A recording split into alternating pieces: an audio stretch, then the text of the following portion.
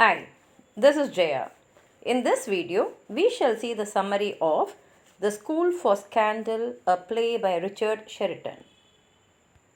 Sheridan begins the play in the dressing room of Lady Sneerwell, who is a wealthy widow with a penchant for plotting and spreading rumors. Lady Sneerwell has hired Snake, another friend, to forge letters for her and place false stories in the gossip columns. They discuss her plot to stop Charles Surface, whom she loves and who is about to get engaged to the heiress Maria. Lady Sneerwell is conspiring with Charles' older brother Joseph, who has a reputation saying that he is very good, but actually he is a selfish hypocrite and liar. And he also wants to marry Maria, but it is only for her money. Now Snake departs and a group of gossip mongers including Joseph, Mrs. Cantor, Sir Benjamin Backbite and Mr. Crabtree congregate at Lady Sneerwell's house. Maria is also there, but she rushes from the room in distress when the others gossip about Charles' enormous debts and financial misfortunes. The next scene introduces Sir Peter Teasel and his confidant Mr. Rowley. Sir Peter has lived all his life as a bachelor, but just 7 months ago he married a much younger woman. He and Lady Teasel fight all the time, and Sir Peter is sure his wife is always to blame. He complains of the bad influence that Lady Sneerwell has on his wife. He is also upset because Maria is what? Who does not want to marry Joseph. Sir Peter, who has served for some time as a guardian to the Surface brothers, is convinced that Joseph is an exemplary young man with strong morals, and he believes that Charles is not only badly behaved but also bad deep down, and therefore he wants Maria to marry Joseph. Rowley disagrees because he thinks Charles is wild but will grow up into a good man. Rowley delivers the news that Sir Peter's old friend Sir Oliver Surface has arrived back in England after 16 years in the East Indies. The second act begins with a quarrel between the Teasels in their home. Lady Teasel wants large sums of money to buy luxury goods. Sir Peter reminds her that she grew up simply and lived with nothing of these things in the village, and now she says she needs all that when she is here. Lady Teasel says she remembers that boring life well, and she also leaves Sir Peter marveling at how attractive she is when she argues with him. At Lady Sneerwell's, the gossip mongers are laughing at the acquaintance's appearance and misfortunes. Maria and Sir Peter find this gossip appalling, while Lady Teasel joins in with others in making jokes at others' expenses. Away from the others, Joseph tries to convince Maria to consider him as a potential husband, but Maria refuses. Although she says she knows from all she has heard that Charles is not fit to marry her, she will not consider marrying Joseph. Lady Teasel, who has been considering taking Joseph as a lover, enters the room to find Joseph on his knees in front of Maria. He immediately makes an excuse, and after Lady Teasel sends Maria from the room, begins to try to seduce Lady Teasel. But she is not sure whether to trust his explanation of what she saw. Rowley brings Sir Oliver to see Sir Peter's house. They rejoice at being reunited, and Sir Peter gives Sir Oliver his impressions of the Joseph and Charles, who are his nephews and also potential heirs of Sir Charles. Sir Oliver thinks that the description of Joseph that Sir Peter gives is too good to be true. Sir Oliver now hatches a plot to test his nephew's characters and then to make a choice whether Charles or Joseph will be his heir. When Sir Oliver left the country, Charles and Joseph were too young to remember what he looks like, and Sir Oliver now plans to use this fact to test them.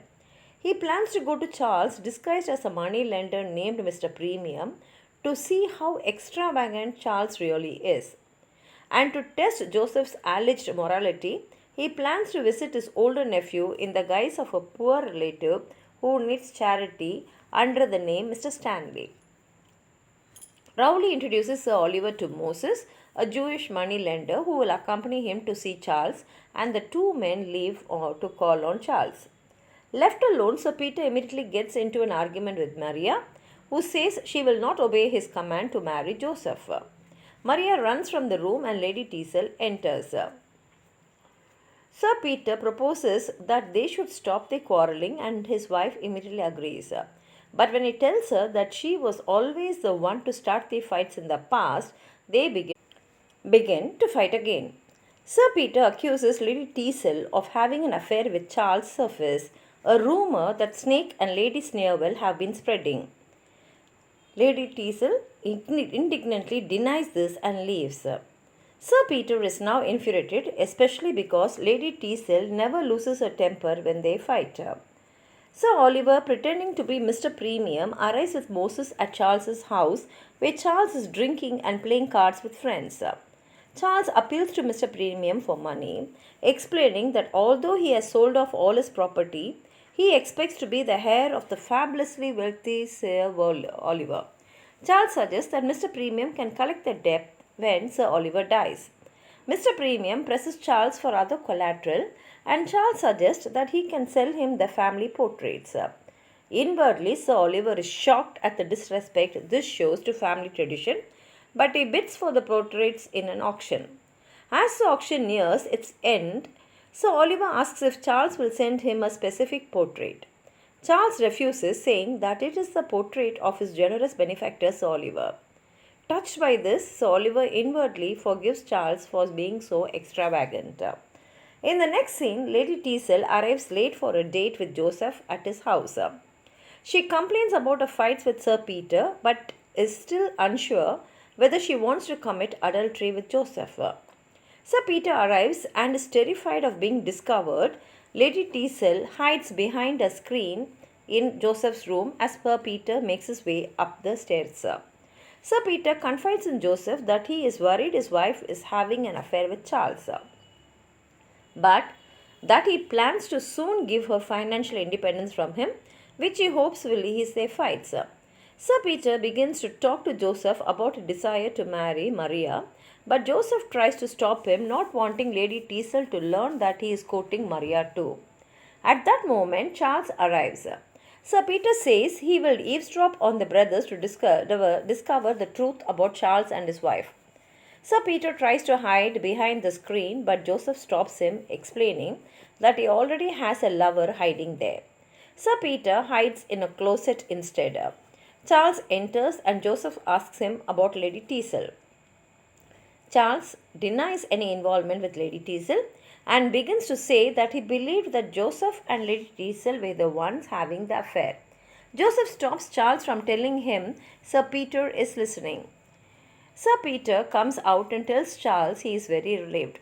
Joseph leaves the room for a moment and Sir Peter tells Charles that his brother has a woman hidden in the room. As Joseph returns to the room, the screen is pulled down to reveal Lady Teasel. Although Joseph tries to explain Lady Teasel's presence there, Lady Teasel tells her husband the truth that she was considering having an affair with Joseph, who she now understands is a liar and hypocrite. She says that even if she had not been discovered, she would have changed her treatment of Sir Peter after hearing how kindly he spoke of her.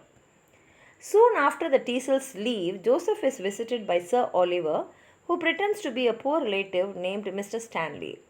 Joseph speaks politely and eloquently about charity, but he tells Mr. Stanley that he has no money to give and that the rumors that his uncle sends him large sums of money are false. Hearing this, Sir Oliver decides that Charles will be his heir. After Sir Oliver leaves, Rowley arrives to tell Joseph that his uncle has returned from the Indies and that he will bring him to Joseph's house soon to see him. Joseph curses the bad timings of his uncle's arrival. At Sir Peter's house, the gossip mongers have gathered to try to find out what really happened between the Teasels. The servant refuses them entry, so they stand in an anteroom arguing about what the real story is. Some believe that Sir Peter caught Lady Teasel with Charles, while others allege that it was Joseph. They also report that Sir Peter was wounded in a duel fight with the wife-stealing Surface brother, but there is no consensus about whether swords or pistols were used in the fight. Sir Peter then walks in unharmed and shouts for the ridiculous gossips to leave his house. Rowley and Sir Oliver arrive to tell Sir Peter to come to Joseph's house for the meeting between the Surface brothers and Sir Oliver.